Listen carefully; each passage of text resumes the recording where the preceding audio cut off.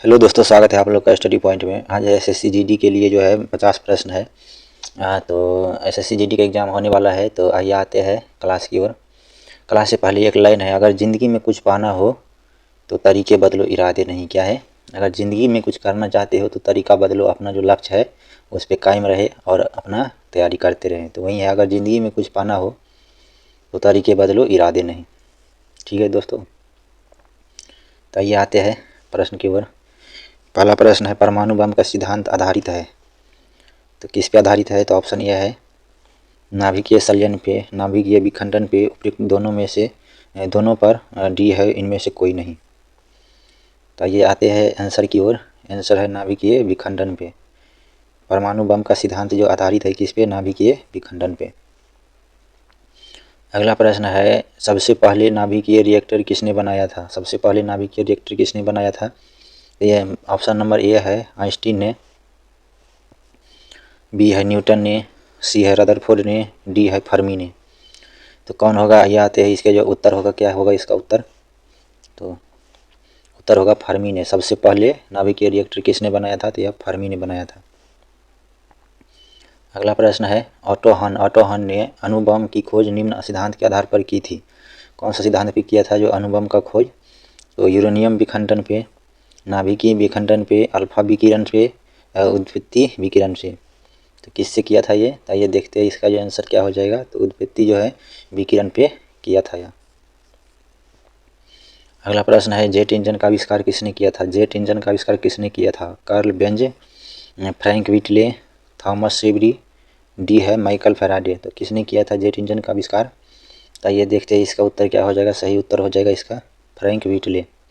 Jet engine का आविष्कार किसने किया था? फ्रैंक व्हिटले ने किया था।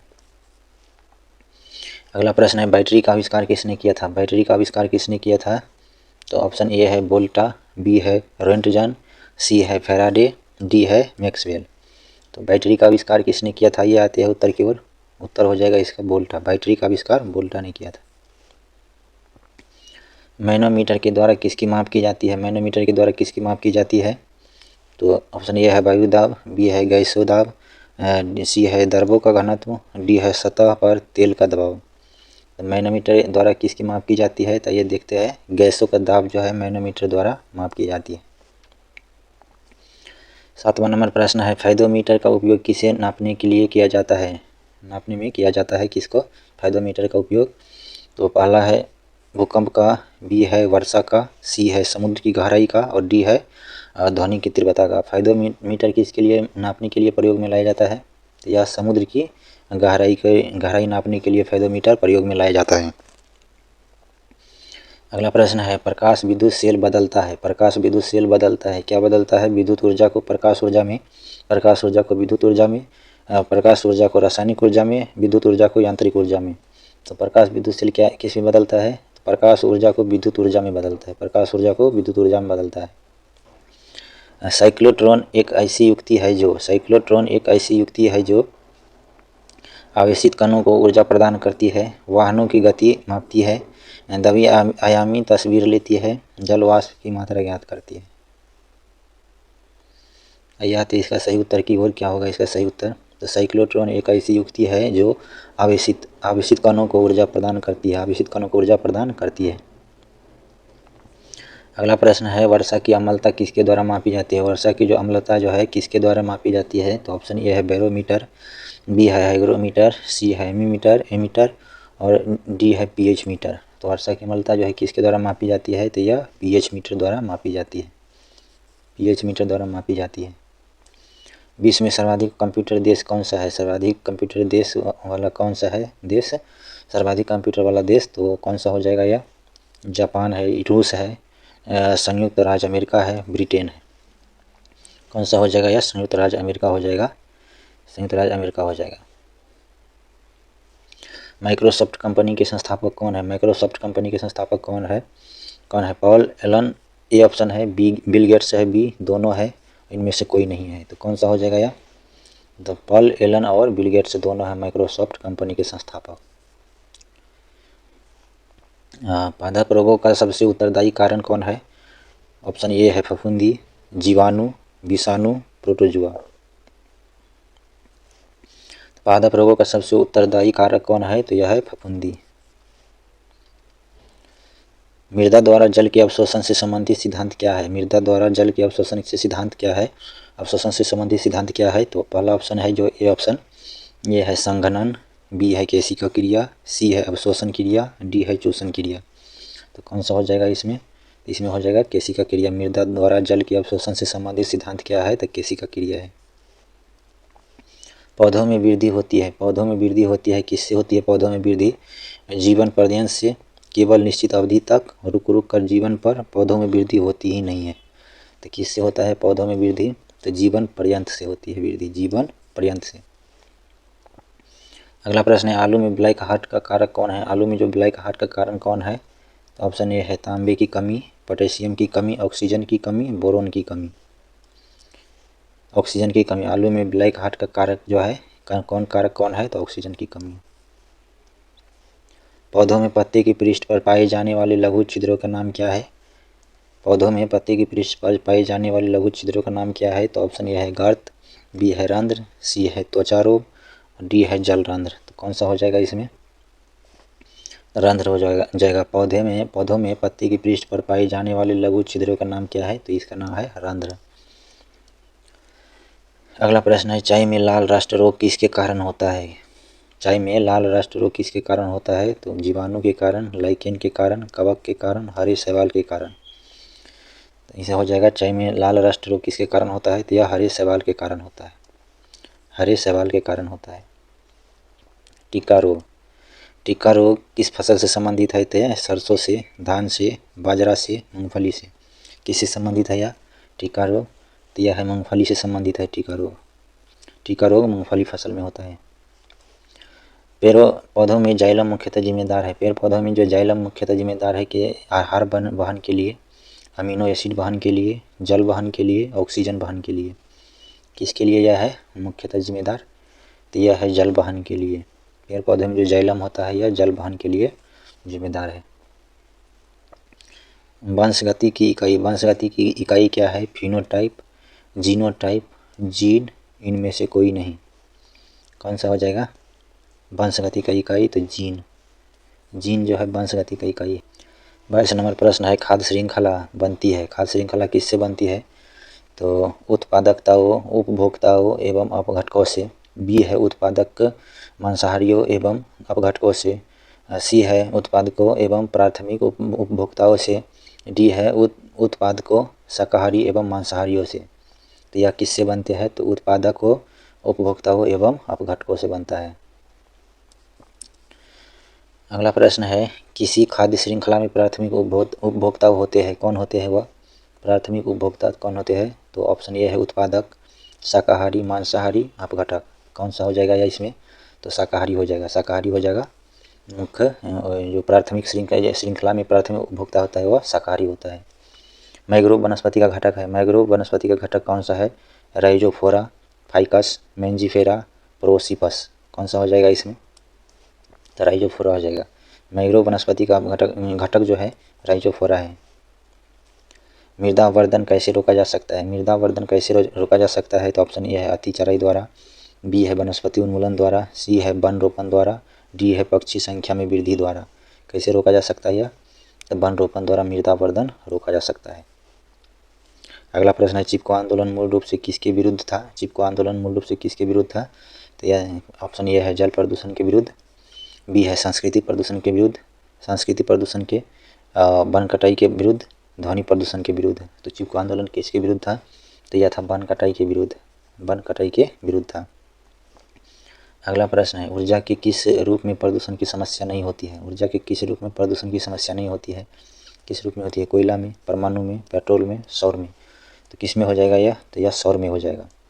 ऊर्जा के किस रूप में प्रदूषण की समस्या नहीं होती है? तो नहीं होगा सौर से जो भी काम होगा वो उसमें प्रदूषण नहीं होगा।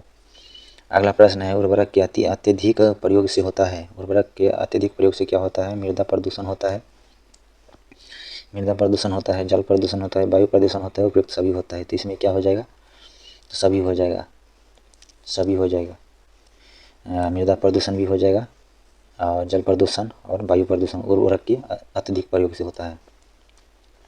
हिस्टोलॉजी किससे संबंधित है? हिस्टोलॉजी किससे संबंधित है? तो ऊतक से संबंधित है, विषाणु से संबंधित है, जीव दर से संबंधित है, कोशिका से संबंधित है। किससे संबंधित है? या तो ऊतक से। हिस्टोलॉजी जो है ऊतक से संबंधित है। वंशागति के नियम के अध्ययन को क्या कहते हैं? वंशागति के नियम के अध्ययन को क्या कहते हैं?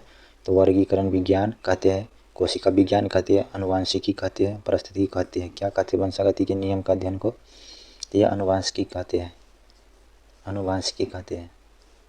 मनुष्य की त्वचा सबसे मोटी कहाँ होती है? मनुष्य की त्वचा सबसे मोटी कहाँ होती है? तो हथेली पर होती है, तलवे पे होती है, धड़ पे होती है और सर पे होती है। तो सबसे मोटी कहाँ होती है मनुष्य की त्वचा? तो यह होती है तलवे पे, तलवे पे होती है। ऊँट का गोबर किस ऊतक से बना होता है? ऊँट का गोबर किस ऊतक से बना होता है? तो कंकालीय ऊतक का, पेशीय ऊतक का, उपास्थि ऊतक का, वसामय ऊतक का। किससे बना होता है यह? तो यह वसामय ऊतक से बना होता है ऊँट का गोबर। मोटापा निम्न में से किसका अधिकता के कारण होता है? किसका अधिकता के कारण मोटापा बढ़ता है? तो यह शर्करा के कारण, वसा ऊतक के कारण, सुक्रोज के कारण, ग्लूकोज के कारण। किसके कारण बनता है? तो वसा ऊतक के कारण जो है मोटापा अधिकता होता है। कोशिका में पाया जाने वाला आनुवांशिकी पदार्थ है, क्या है? DNA, RNA, protein, carbohydrate. इसमें हो जाएगा DNA। कोशिका में पाए जाने वाला आनुवांशिक पदार्थ है DNA। परवाल क्या है? परवाल क्या है? एक वन काष्ठ, एक समुद्री जीव, एक जड़ी बूटी, इनमें से कोई नहीं। तो ये एक समुद्री जीव है। परवाल जो है एक समुद्री जीव है। रेशम का उत्पादन किससे होता है? रेशम का उत्पादन किससे होता है? रेशम के कीट के अंडे से, रेशम कीट की प्यूपा से, रेशम कीट के लार्वा से, स्वाई कीट से। किससे होता है रेशम का उत्पादन? तो यह होता है रेशम कीट के प्यूपा से। समुद्री घोड़ा किस वर्ग का उदाहरण है? तो यह समुद्री घोड़ा जो किस वर्ग का उदाहरण है? तो यह है मत्स्यिका, स्तनधारी, सरीसृप, मोलस्का। तो किसका है यह? किस वर्ग का उदाहरण है? तो यह है मत्स्यिका। समुद्री घोड़ा जो है मत्स्य वर्ग का उदाहरण है। मेढक के हृदय में कितने कक्ष होते हैं? मेढक के हृदय में कितने कक्ष होते हैं? 2 होते हैं, 3 होते हैं, 4 होते हैं, 5 होते हैं। कितने होते हैं? 3 कक्ष होते हैं। मेढक के हृदय में 3 कक्ष होते हैं। सबसे छोटा पक्षी इनमें से कौन है? सबसे छोटा पक्षी इनमें से कौन है? कबूतर है, तोता है, गुंजन पक्षी है, घरेलू गौरैया है। सबसे छोटा पक्षी कौन है? गुंजन पक्षी है सबसे छोटा पक्षी। अंतर्राष्ट्रीय पृथ्वी दिवस कब मनाया जाता है? अंतर्राष्ट्रीय पृथ्वी दिवस कब मनाया जाता है? तो 28 फरवरी को, 21 मार्च को, 7 अप्रैल को, 22 अप्रैल को। 22 अप्रैल को मनाया जाता है। अगला प्रश्न है अंतर्राष्ट्रीय टाइगर दिवस कब मनाया जाता है? तो यह 24 जुलाई को है, 29 जुलाई को है, 20 जुलाई को है और 25 जुलाई को है। कब मनाया जाता है अंतर्राष्ट्रीय टाइगर दिवस? तो यह 29 जुलाई को मनाया जाता है। चिकित्सक दिवस किस दिन मनाया जाता है? यह है 1 अप्रैल को, 1 मई को, 5 जून को, 1 जुलाई को। तो चिकित्सक दिवस मनाया जाता है 1 जुलाई को। बाल अधिकार दिवस कब मनाया जाता है? तो 14 नवंबर को, 20 नवंबर को, 1 दिसंबर को, 16 दिसंबर को। बाल दिवस कब मनाया जाता है? तो यह मनाया जाता है 14 नवंबर को। हर्षचरित्र के लेखक कौन है? तो हरिसेन। हर्षचरित्र के लेखक कौन है? हरिसेन, बाणभट्ट, अमर सिंह, कालिदास। तो कौन हो जाएगा? बाणभट्ट जो है हर्षचरित्र के लेखक है। आईने अकबरी के लेखक कौन है? तो कौन है आईने अकबरी के लेखक? तो अकबर है, अबुल फजल है, अमीर खुसरो है, शेरशाह सूरी है। यह कौन है? तो अबुल फजल है आईने अकबरी के लेखक। नोबेल पुरस्कार प्रतिवर्ष कहाँ बांटे जाते हैं? यह कहाँ बांटे जाते हैं? मनीला में बांटे जाते हैं, स्टॉकहोम में बांटे जाते हैं, जेनेवा में बांटे जाते हैं, न्यूयॉर्क में बांटे जाते हैं। कहाँ बांटे जाते हैं? तो यह स्टॉकहोम में बांटे जाते हैं। नोबेल पुरस्कार प्रतिवर्ष स्टॉकहोम में बांटे जाते हैं। श्रीमद् भागवत की रचना किसने की थी? तुलसीदास ने किया था, कालिदास ने किया था, वेद व्यास ने किया था, वाल्मीकि ने किया था। किसने किया था यह? तो यह किया था वेद व्यास ने, श्रीमद् भागवत की रचना। विश्व जैव विविधता दिवस कब मनाया जाता है? तो यह 22 मार्च को मनाया जाता है, 22 मई को मनाया जाता है, 23 जून को मनाया जाता है, 16 अप्रैल को मनाया जाता है। कब मनाया जाता है ये? तो यह मनाया जाता है 22 मई को।